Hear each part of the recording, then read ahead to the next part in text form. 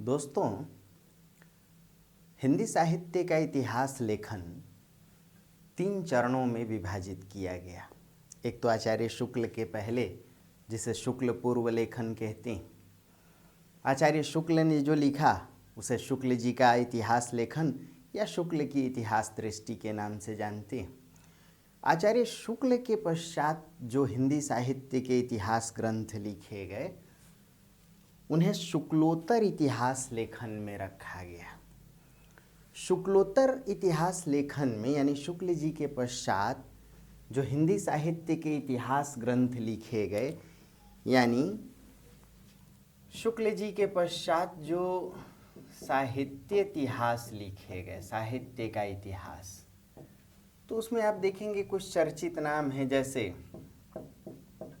Doctor Ram Kumar Verma, जैसे doctor Bachchan Singh, जैसे doctor Ram Swaroop Chaturvedi,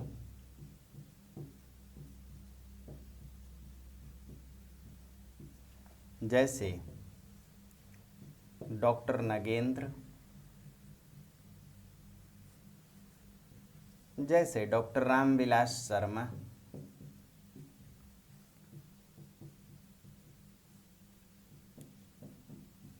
जैसे डॉक्टर नामवर सिंह,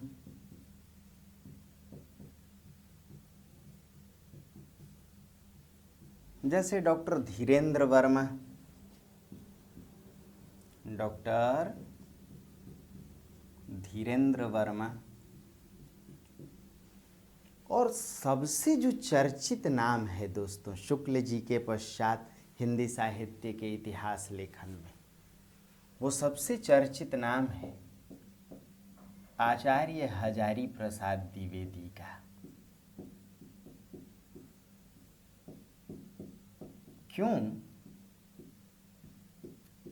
क्योंकि एक तो शुक्ल जी का इतिहास ग्रंथ या उन्होंने जो हिंदी साहित्य का इतिहास 1929 में लिखा गया वो अपने आप में एक प्रतिमान ग्रंथ है, किंतु शुक्ल जी के इतिहास ग्रंथ को या उनकी इतिहास दृष्टि को यदि किसी ने अपने सबल तर्कों से, वैज्ञानिक मतों से यत्र तत्र खारिज करने की कोशिश की और अपने नए विचार रखने की कोशिश की, तो वह नाम है आचार्य हजारी प्रसाद द्विवेदी का।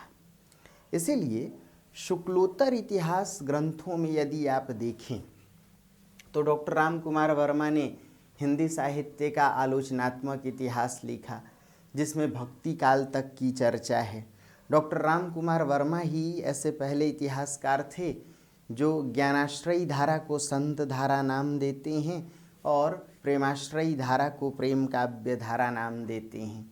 डॉक्टर राम कुमार वर्मा ही ऐसे पहले इतिहासकार थे जो आदिकाल को 2 शाखाओं में बांटते हैं। यदि आपने नाम सुना होगा तो एक शाखा को कहते हैं संधि काल, एक शाखा को चारण काल। संधि काल से मतलब उनका था कई भाषाओं की संधि। दोस्तों, यदि बात करें डॉक्टर बच्चन सिंह, तो डॉक्टर बच्चन सिंह ने छायावाद के लिए एक नाम स्वच्छंदतावाद का सुझाया। डॉक्टर बच्चन सिंह ने रीतिबद्ध, रीति सिद्ध और रीति मुक्त इन 3 नामों की जगह 2 नाम सुझाए। डॉक्टर बच्चन सिंह ने 3 पुस्तकों की रचना की इतिहास लेखन के क्षेत्र में, हिंदी साहित्य का इतिहास, हिंदी साहित्य का दूसरा इतिहास और आचार्य शुक्ल का इतिहास पढ़ते हुए।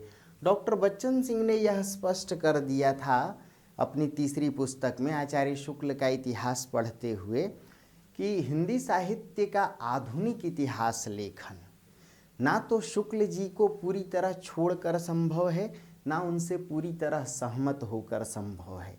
और आप देखेंगे भी कि जितने शुक्लोत्तर इतिहासकार रहे, सबने या तो शुक्ल जी के सुझाए गए नामों को बदलने की कोशिश की, किसी ने कालखंड में थोड़ा हेरफेर करने की कोशिश की, किसी ने उन्हीं के नाम को अपनी ओर से सुझाने की कोशिश की। यानी आप देखेंगे कि शुक्ल जी के पश्चात का जो साहित्य इतिहास है या शुक्लोत्तर जो साहित्य इतिहासकार हैं वो शुक्ल जी से बहुत अलग थलग नज़र नहीं आते। शुक्ल जी की मेहनत पर ही मानो पॉलिश करने की कोशिश कर रहे हों, उन्हीं की मेहनत की रोटी को फिर से खाने की कोशिश कर रहे थे। किंतु आचार्य हजारी प्रसाद द्विवेदी एक ऐसे इतिहासकार हुए जो शुक्ल जी की लगभग सभी बात को, उनकी सभी राय को, उनके सभी मतों को, उनके सभी तर्कों को अपने एक कुशल इतिहास दृष्टि और आलोचनात्मक दृष्टि के साथ यत्र तत्र काटने, खारिज करने और उन विचारों की जगह अपने विचारों को रखने की कोशिश की है। इसलिए आज हम लोग देखेंगे साहित्य इतिहास लेखन परंपरा में आचार्य शुक्ल वर्सेस आचार्य द्विवेदी, आचार्य रामचंद्र शुक्ल बनाम आचार्य हजारी प्रसाद द्विवेदी। दोनों की इतिहास दृष्टि में अंतर क्या है, दोनों की सोच कहाँ अलग दिखाई पड़ती है, दोनों ने साहित्य की धाराओं के विषय में क्या सोचा, दोनों का दृष्टिकोण छायावाद के प्रति क्या था, रहस्यवाद के प्रति क्या था। दोस्तों, यदि बात की जाए आचार्य शुक्ल और आचार्य हजारी प्रसाद द्विवेदी के दृष्टिकोणों के अंतर को लेकर या दोनों पर तुलनात्मक चर्चा को लेकर, तो एक दो बात बहुत आसानी से आप समझेंगे कि जहां आचार्य रामचंद्र शुक्ल ने यह माना कि हिंदी साहित्य की प्रत्येक घटना, शुक्ल जी ने इस बात की चर्चा की कि साहित्य की प्रत्येक घटना तात्कालिक कारणों से चालित रही है। वहीं दोस्तों आचार्य द्विवेदी ने यह माना कि साहित्य की किसी घटना को जानने या समझने के लिए परंपराओं का विश्लेषण जरूरी है। द्विवेदी जी कहते थे कि साहित्य की घटनाएं तात्कालिक कारणों से चालित नहीं हुई, कहीं ना कहीं उनके पीछे पारंपरिक कारण जिम्मेदार रहे हैं, यानी परंपराओं से चली आ रही बातों ने साहित्य की धाराओं को निर्धारित किया। कैसे? यदि शुक्ल जी कहते हैं कि भक्ति आंदोलन इस्लाम की प्रतिक्रिया से उत्पन्न हुआ, उन्होंने माना कि आगे चलकर जब दूर दूर तक इस्लाम का राज स्थापित हो गया, ऐसे में हिंदू जाति के हृदय में गर्व, गौरव और उत्साह के लिए जगह नहीं शेष रह गई।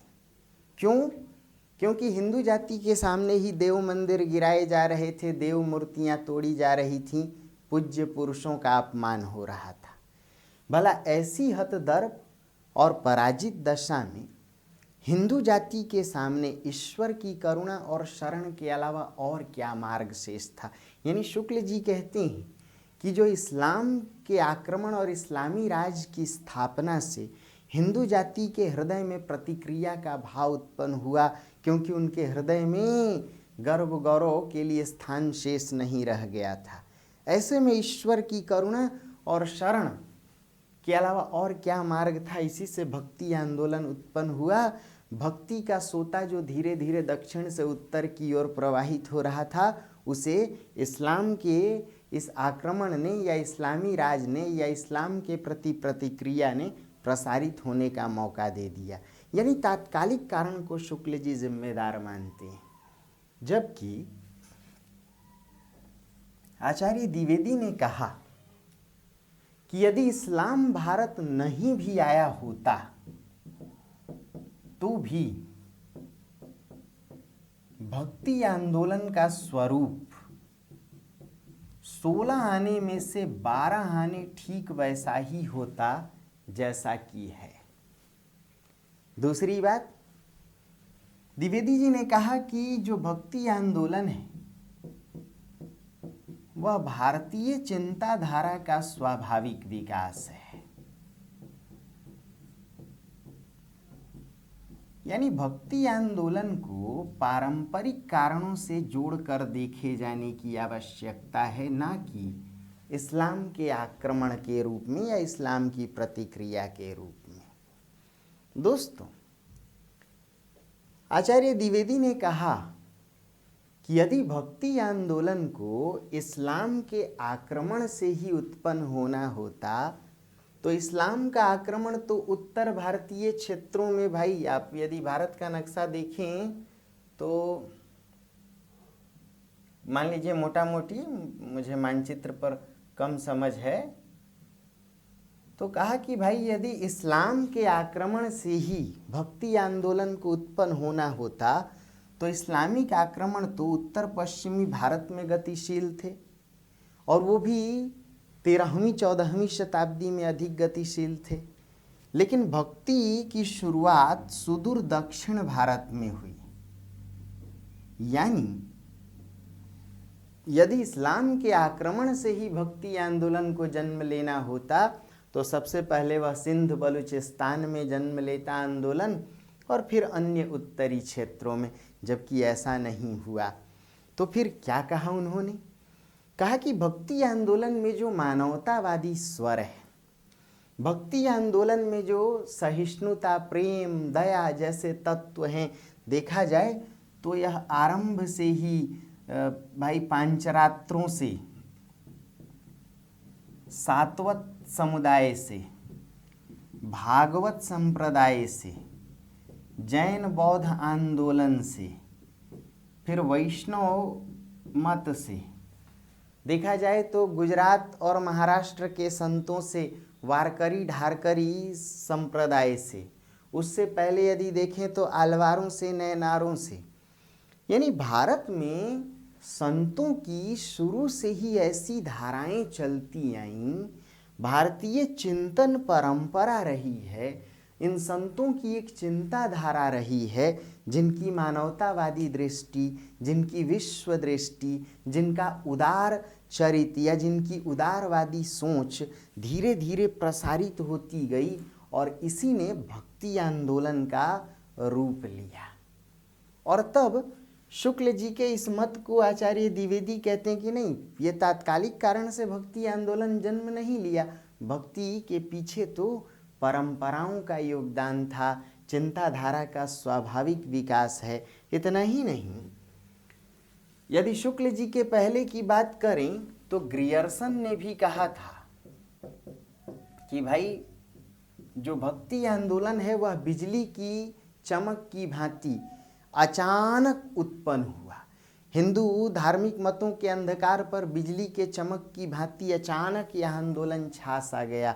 और तब द्विवेदी जी कहते हैं यह आंदोलन अचानक नहीं छाया, बल्कि सदियों से जो मेघखंड आच्छादित हो रहे थे उन्हीं से वर्षा का रूप लेकर के यह आंदोलन सदियों से आच्छादित, यानी भारतीय चिंताधारा का स्वाभाविक विकास।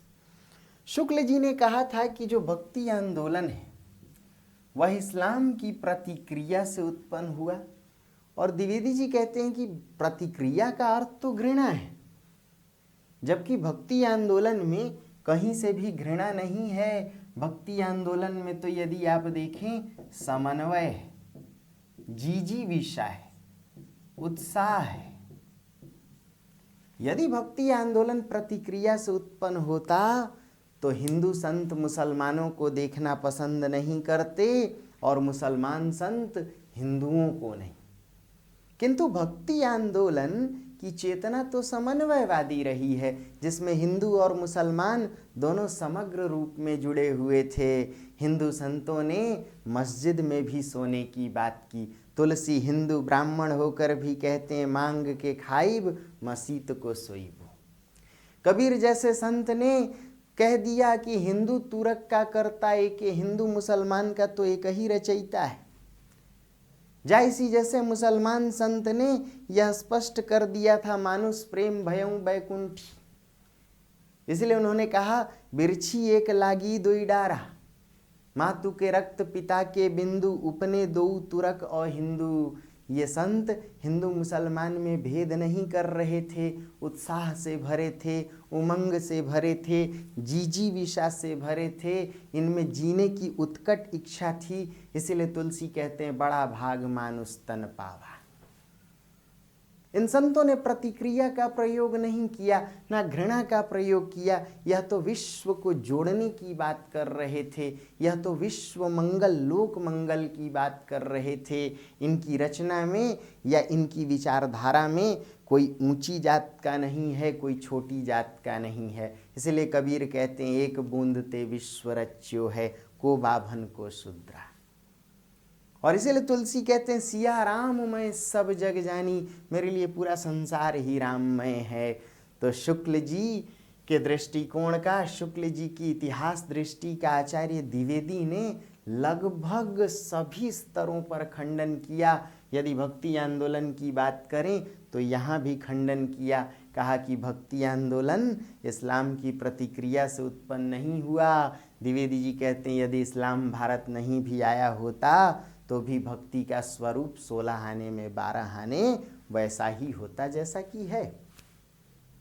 फिर कहते हैं कि यह आंदोलन अचानक उत्पन्न नहीं हुआ, इसका कोई एक तात्कालिक कारण नहीं था, बल्कि यह तो भारतीय चिंताधारा का स्वाभाविक विकास रहा है। भारतीय संतों की परंपरा, यहाँ वसुधैव कुटुंबकम की परंपरा, हमारे जैन बौद्ध संत, यदि देखा जाए तो वैष्णव आलवार संत, शैव नयनार संत, देखा जाए तो नामदेव, तुकाराम, एकनाथ जैसे वारकरी ढारकरी संप्रदाय के संत, देखा जाए तो भागवत संप्रदाय के संत, इन सभी संतों की जो विचारधारा थी वह संघनित होते होते आगे चल करके रामानुज, रामानंद, वल्लभाचार्य के रूप में प्रस्फुटित हुई और उसी ने भक्ति आंदोलन का रूप धारण किया। और इन्हीं विचारधाराओं से फिर प्रभावित हुए कबीर, सूर, तुलसी, जायसी जैसे संत। तो यह तय है कि भक्ति आंदोलन का तात्कालिक कारण नहीं मानते आचार्य द्विवेदी, बल्कि मानते हैं कि परंपरा में ही इसके बीज गड़े हुए थे। दोस्तों, आचार्य शुक्ल ने अपने इतिहास दृष्टि में विधेयवाद और नैतिकतावाद को महत्व दिया था। आचार्य शुक्ल ने सिद्धोनाथों को साहित्य से बहिष्कृत करते हुए यह लिखा था कि योग धारा कोई काव्य धारा नहीं है। अर्थात शुक्ल जी की इतिहास दृष्टि में देखा जाए तो सिद्धोनाथों के लिए कोई स्थान नहीं था। शुक्ल जी ने सिद्धोनाथों को साहित्य से बहिष्कृत कर दिया था, किंतु आचार्य द्विवेदी इन्हें साहित्य से बहिष्कृत नहीं करते, बल्कि साहित्य में मान देने की कोशिश करते हैं। कैसे? आइए देखते हैं। कहते हैं आचार्य शुक्ल कि भाई ये जो सिद्धनाथ थे, एक तो इनकी धारा रहस्यात्मक थी, ऊपर से इन्होंने कहीं ना कहीं वाम मार्गी साधना का प्रयोग किया। शुक्ल जी सिद्धों नाथों को साहित्य से बहिष्कृत कर दिया।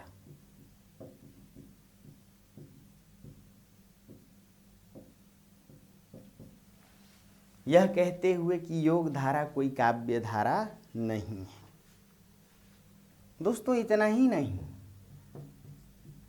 सिद्ध संतों ने पंचमकार साधना और प्रज्ञोपाय साधना का प्रयोग किया था। कहीं ना कहीं यह बात भी शुक्ल जी के लिए मान सकते हैं कि उपेक्षित विषय के रूप में थी। शुक्ल जी को यह बात भी पसंद नहीं आई, रास नहीं आई। पंचमकार, म से शुरू होने वाले 5 तत्व, मत्स्य, मदिरा, मुद्रा, मैथुन, मांस, जाहिर सी बात है कि सिद्ध संत म से शुरू इन पंच मकारों को अपनी साधना में अपनाया और प्रज्ञोपाय में नारी जननांग को प्रतीक के रूप में तिलक की तरह अपनाया। इतना ही नहीं, ब्रह्म की प्राप्ति परमानंद की जगह चरमानंद को महत्व दिया। चरमानंद कहते हैं सेक्स में अंतिम जो सुख है, ऑर्गाजम जो है, स्खलन जो है, महासुखवाद। तो इन सिद्ध संतों ने चरमानंद को महत्व दिया, पंच मकारों को अपनी साधना में महत्व दिया, प्रज्ञा जोड़ उपाय नारी जननांग प्रतीक को तिलक की तरह धारण किया। अब इससे सिद्ध संतों को एक तो वामपंथी, वाम मार्गी मान लिया गया, अनैतिक मान लिया गया, और दूसरी बात कि ये हठयोग साधना से जुड़े थे, भीतर ही भीतर अंतः साधना की, रहस्यवादी साधना की बात करते थे। जोई जोई पिंडे सोई सोई ब्रह्मांडे, यानी रहस्यवादी हठयोगी साधना की बात करते थे।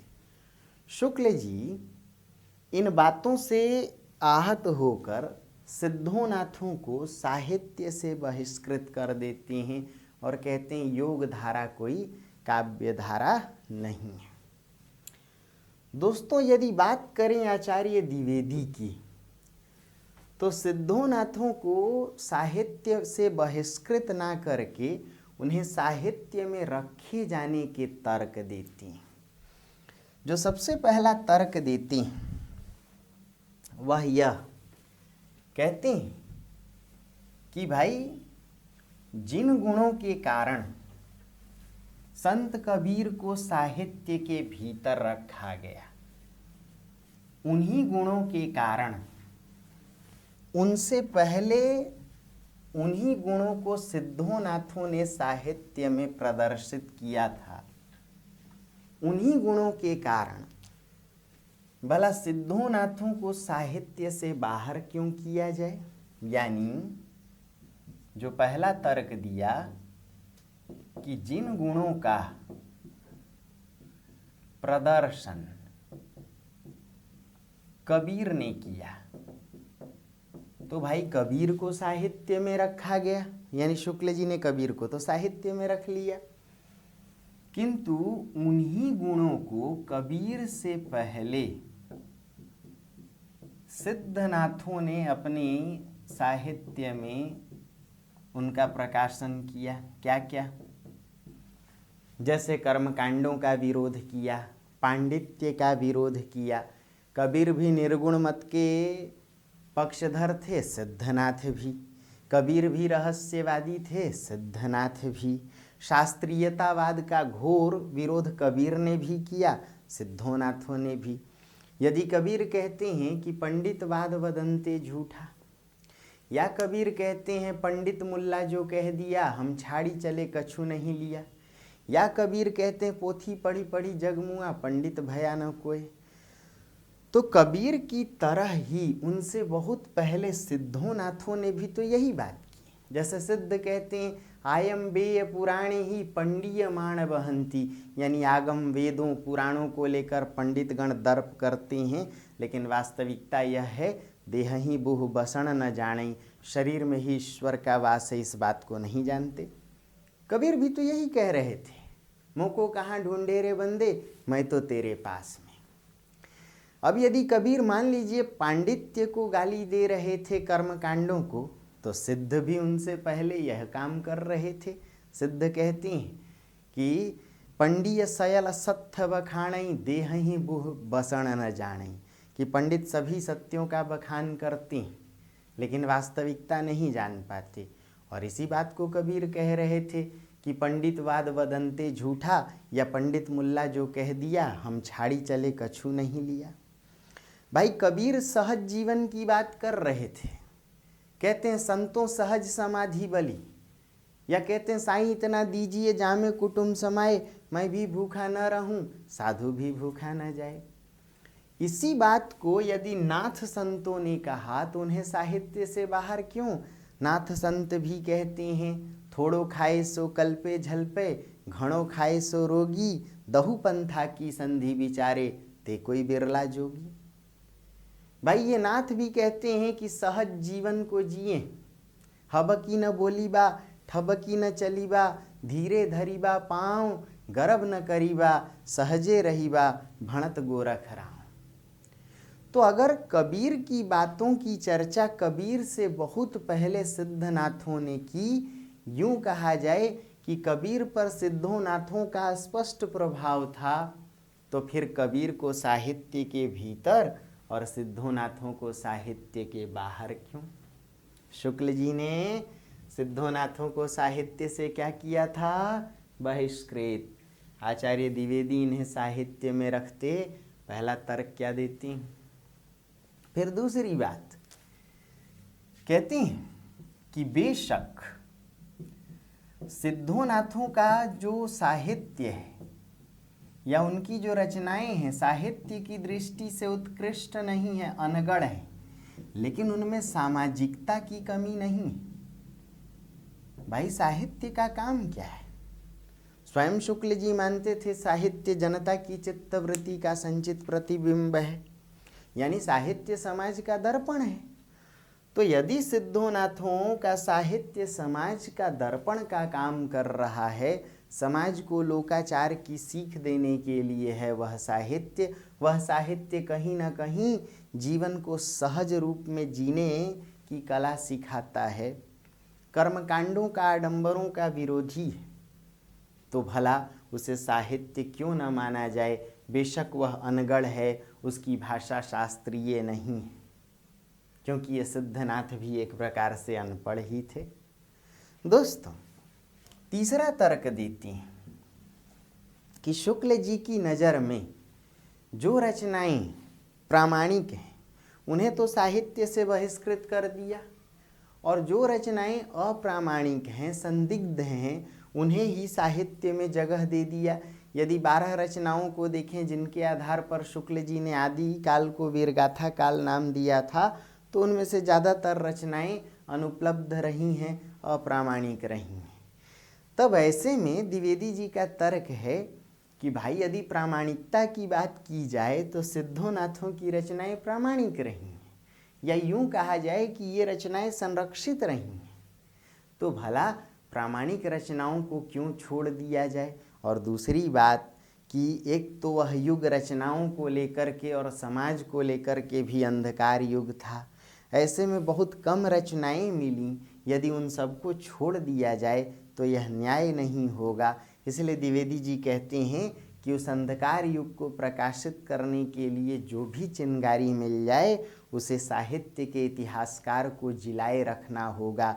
हे आचार्य शुक्ल, एक तो कम रचनाएं थीं, ऊपर से उन्हें भी निकाल दें तो बचेगा क्या? यानी शुक्ल जी सिद्धोनाथों को साहित्य से निष्कासित करते हैं, किंतु द्विवेदी जी सिद्धोनाथों को साहित्य में जगह देने की कोशिश करते हैं। दोस्तों जाहिर सी बात है कि आचार्य शुक्ल की जो इतिहास दृष्टि थी वह उनकी पुस्तक हिंदी साहित्य के इतिहास के माध्यम से उद्घाटित हुई। आचार्य शुक्ल की इतिहास दृष्टि किस पुस्तक के माध्यम से उद्घाटित हुई? उनकी पुस्तक हिंदी साहित्य के इतिहास के माध्यम से उद्घाटित हुई 1929 में।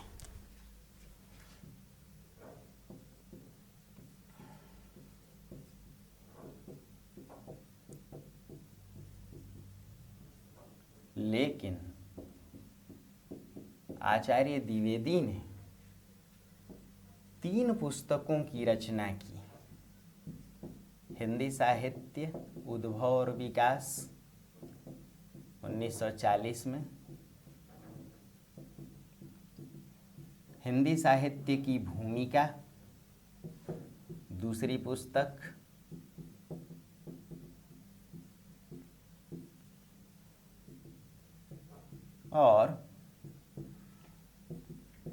तीसरी पुस्तक हिंदी साहित्य का आदिकाल। 40 से लेकर 1953 के बीच ये तीनों रचनाएं लिखी गईं। 1940, 1952, 1953।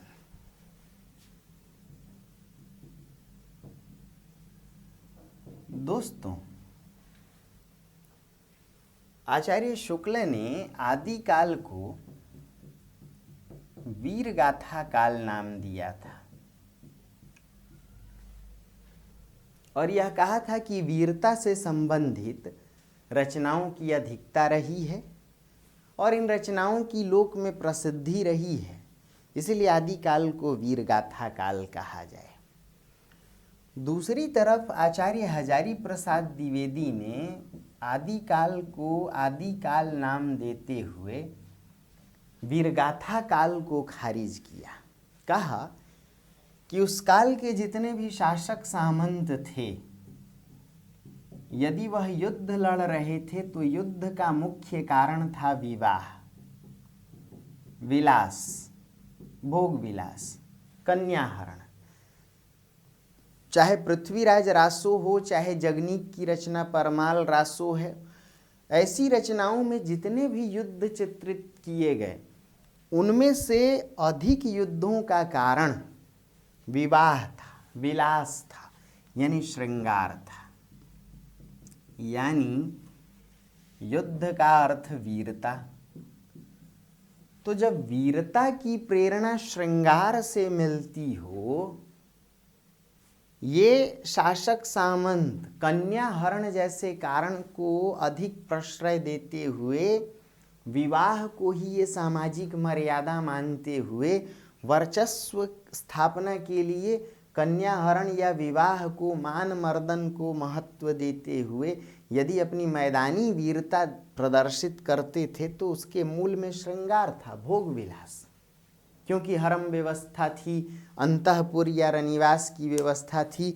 शासक या सामंत की सामाजिक प्रतिष्ठा इस बात पर भी निर्भर थी कि किसके हरम में कितनी रानियां, कितनी दासियां, कितनी उपपत्नियां रखैलें थीं। तो द्विवेदी जी कहते हैं कि आदिकाल को वीरगाथा काल या वीरता प्रेरित काल क्यों माने, जबकि वीरता की प्रेरणा ही श्रृंगार से थी। और दूसरी बात कि भाई आदिकालीन साहित्य में सिर्फ एक वीरता की प्रवृत्ति नहीं थी, आदिकालीन साहित्य में सिद्धोनाथों की धार्मिक रचनाएं भी थी, यानी एक प्रवृत्ति धार्मिकता की थी, कहीं ना कहीं वीरता भी थी, बेशक श्रृंगार से प्रेरित, कहीं ना कहीं श्रृंगारिकता भी थी। और अमीर खुसरो जैसे रचनाकारों ने जनता के मनोरंजन के लिए रचना लिखा तो मनोरंजन की भी प्रवृत्ति थी।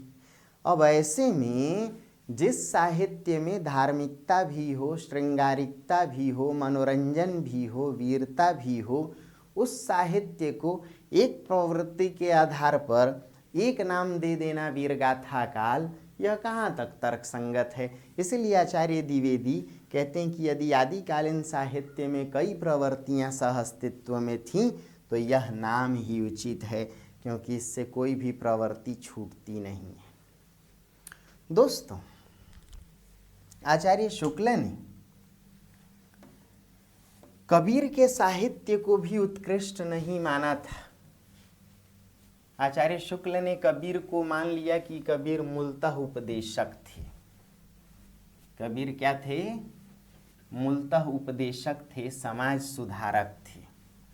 इसलिए उन्होंने कहा कि कबीर की कविता उपदेश तो देती है किंतु भावोन्मेष नहीं लाती। देखिए, कबीर पर भी दोनों की इतिहास दृष्टि कैसे टकराती है। शुक्ल जी ने कबीर को माना था उपदेशक या समाज सुधारक।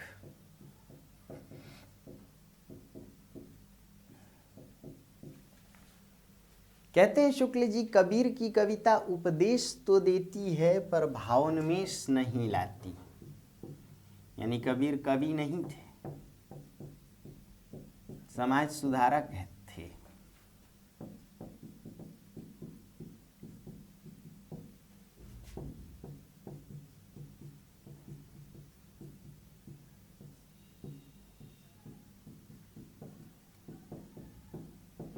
इतना ही नहीं, शुक्ल जी ने यह माना कि कबीर का रहस्यवाद रूखा है।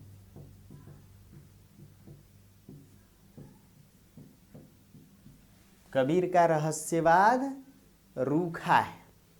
इसका अर्थ उनकी कविता में भावना की क्षमता नहीं है, उनकी कविता सुरताल से परे है, उनकी कविता सामाजिक सरोकारों से परे है। यहाँ तक मान लिया शुक्ल जी ने कि ना तो कबीर कवि थे, ना कबीर भक्त थे, सिर्फ रूखे रहस्यवादी उपदेश देने वाले एक संत थे, समाज सुधारक। वास्तव में आचार्य द्विवेदी की बात करें तो आचार्य द्विवेदी कहते हैं कबीर मूलतः भक्त थे और भक्ति के क्रम में ही सामाजिक रूढ़ियों के जंगल झाड़ को साफ करने का काम करते हैं। मतलब कबीर का मूल उद्देश्य भक्ति है, समाज सुधार तो मानिए एक प्रकार से उनका पार्ट टाइम जॉब है। इतना ही नहीं, फिर आचार्य द्विवेदी कहीं ना कहीं शुक्ल से सहमत भी नजर आते हैं। कहते हैं कबीर मूलतः भक्त थे, ठोंक पीट कर कवि हो गए। ठोंक पीट कर क्या हो गए? कवि हो गए। कहते हैं उनकी कविता फोकट का माल है, घलुए में मिली वस्तु है।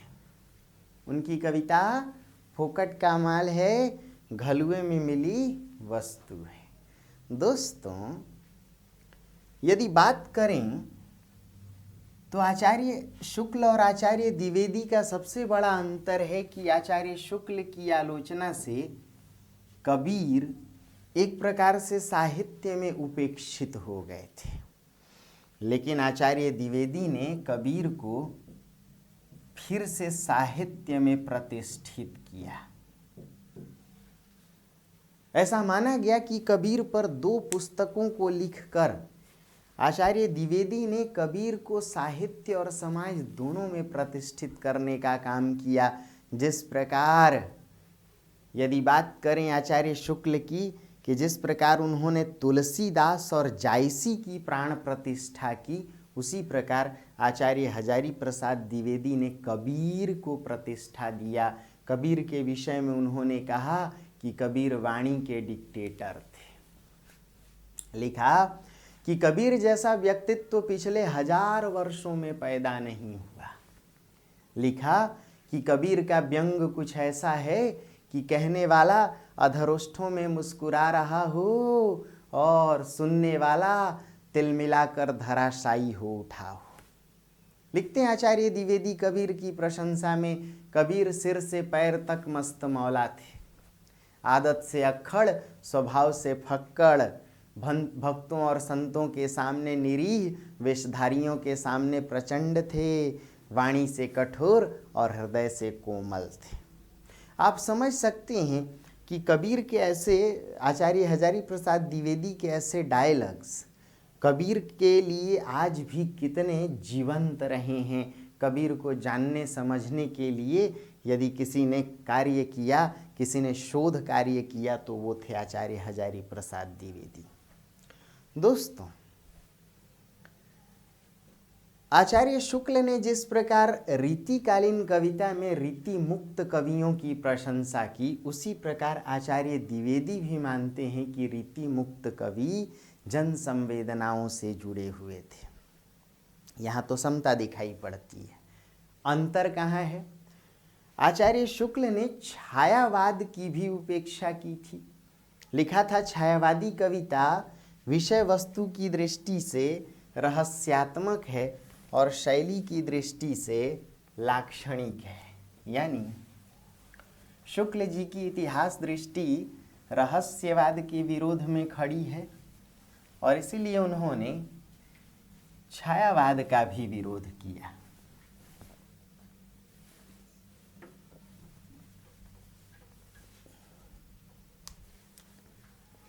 तो शुक्ल जी छायावाद के भी विरोधी थे। लिख दिया कि छायावादी कविता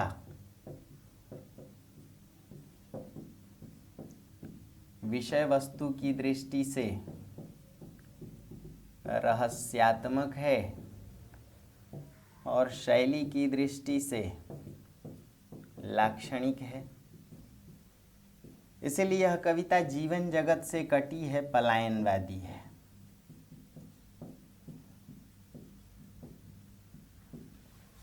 जीवन जगत से इसका कोई लेना देना नहीं। दूसरी तरफ यदि बात करें आचार्य द्विवेदी की, तो इन्होंने माना कि जो छायावाद में रहस्यवाद है उसका उद्देश्य राष्ट्रीय जागरण से जुड़ा है, ना कि वह रहस्यवाद पलायनवाद के निकट है। आप समझ सकते हैं कि आचार्य द्विवेदी का भी स्थान छायावादी आलोचकों में रहा है। आचार्य द्विवेदी भी छायावादी या स्वच्छंदतावादी आलोचक थे। ऐसे में छायावादी या स्वच्छंदतावादी आलोचकों के दो ही प्रमुख काम थे। एक, आचार्य शुक्ल की मान्यताओं का जमकर विरोध करना, और दूसरा काम छायावाद की स्थापना करना। तो तय है कि द्विवेदी जी भी छायावाद के पक्ष में खड़े थे और शुक्ल जी के विपक्ष में तो थे ही। इसलिए शुक्ल जी की मान्यताओं का लगभग सभी स्तरों पर प्रबल विरोध करते आए। दोस्तों, जहाँ शुक्ल जी विधेयवादी थे, साहित्य में नैतिकता और मर्यादा को महत्व देते थे, वहीं आचार्य द्विवेदी नैतिकता मर्यादा के विरोधी तो नहीं थे, किंतु साहित्य में सामाजिकता के भी पक्षधर थे, परंपरा के भी पक्षधर थे, और इस बात को मानते थे कि साहित्य का काम है कि समाज का चाहे वह नैतिक रूप हो या अनैतिक रूप हो, चाहे वह लौकिक विचार हो चाहे वह पारलौकिक विचार हो, सबका उद्घाटन करना साहित्यकार की जिम्मेदारी है। इसीलिए आचार्य द्विवेदी की इतिहास दृष्टि सामाजिक बातों को पूरी तरह उभारने की कोशिश करती है और यह मानती है कि समाज में लोक और परलोक दोनों की आस्थाएं बनी हुई हैं। एक सामाजिक का मन या एक व्यक्ति का मन कहीं लौकिक चेतना में डूबा होता है तो कहीं पारलौकिक जगत की आध्यात्मिक रहस्यात्मक चेतना में भी। उसे भी आप साहित्य से काट कर नहीं देख सकते। इसलिए शुक्ल जी निर्गुण के विरोधी थे, लेकिन आचार्य द्विवेदी निर्गुण के भी पक्षधर थे। आचार्य शुक्ल रहस्यवाद के घोर विरोधी थे, आचार्य द्विवेदी रहस्यवाद के पक्षधर थे। तो कुछ बातें समझ में आई दोस्तों? तो बने रहिए, ढेर सारी शुभकामनाएं। नमस्ते दोस्तों।